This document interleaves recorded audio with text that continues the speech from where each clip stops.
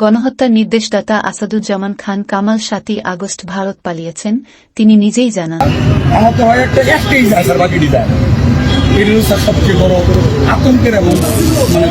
August Awami League সরকার পতনে গোয়েন্দা ব্যর্থতার কথা স্বীকার করে সংস্থাগুলোকে দুষলেন সাবেক স্বরাষ্ট্রমন্ত্রী আসাদুজ্জামান খান কামাল, দুষলেন ইসলামী উগ্রবাদ ও সেনাবাহিনীকে।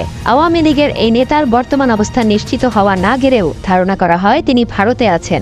সম্প্রতি ইন্ডিয়ান এক্সপ্রেসকে তিনি একটি সাক্ষাৎকার দিয়েছেন। সাক্ষাৎকারে কেন আওয়ামী লীগ সরকারের পতন আর ভবিষ্যতে কি করা উচিত সে ব্যাপারে বিস্তারিত নিজের মতামত জানান কামাল।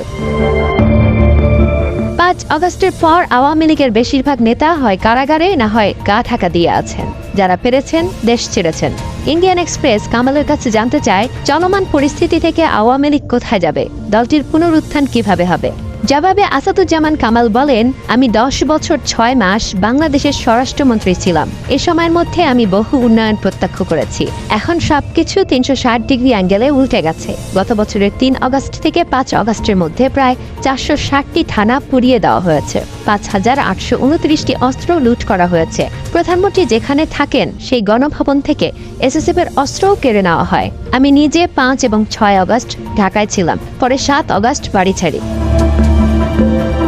স্বরাষ্ট্রমন্ত্রী হিসেবে নিরাপত্তার দায়িত্ব বর্তায় তার উপরই। কামাল ওই দিনের ঘটনার বিষয়ে অবগত ছিলেন কিনা জানতে চাইলে তিনি বলেন, যখন থানাগুলো পুড়েছে কার্যত পুলিশ তখন অকার্যকর হয়ে যায়। এমন পরিস্থিতিতে নিহতের ঘটনার সাক্ষী হয়ে মরদেহ গণনা ছাড়া আর কিছুই করার থাকে না।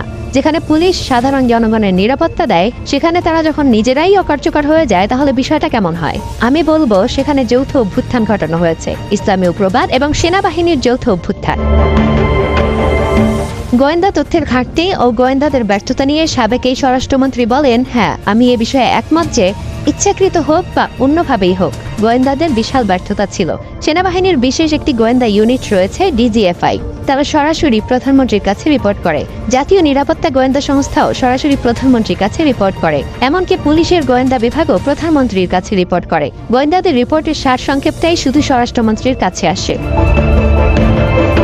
আসাদুজ্জামান খান কামালের কাছে জানতে চাওয়া হয়, আপনি কি স্বীকার করেন যে আপনার দল কিছু মৌলিক ভুল করেছে যার ফলে ক্ষোভের সৃষ্টি হয়েছে? জবাবে তিনি বলেন, আমি বিষয়টিকে ভুল বলবো না, তবে হ্যাঁ, দল পুনর্গঠনের সিদ্ধান্ত নিতে আমাদের অনেক দেরি হয়ে গেছে, এটাই মূল কথা।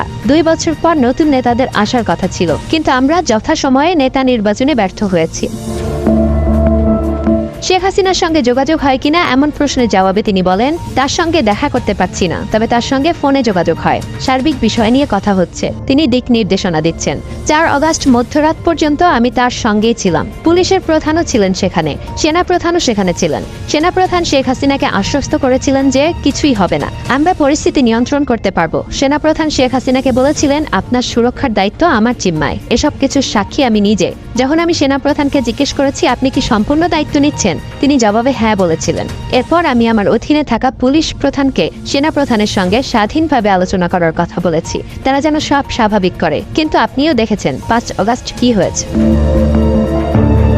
ভারতের কাছে প্রত্যাশার বিষয়ে কামাল বলেন, আমি মুক্তিযোদ্ধাদের একজন কমান্ডার ছিলাম, তাই আমি জানি ১৯৭১ সালে ভারত বাংলাদেশের জন্য কি করেছে। আমি স্বীকার করি যে ভারত সব সময় বাংলাদেশকে সাহায্য করার জন্য সেখানে ছিল।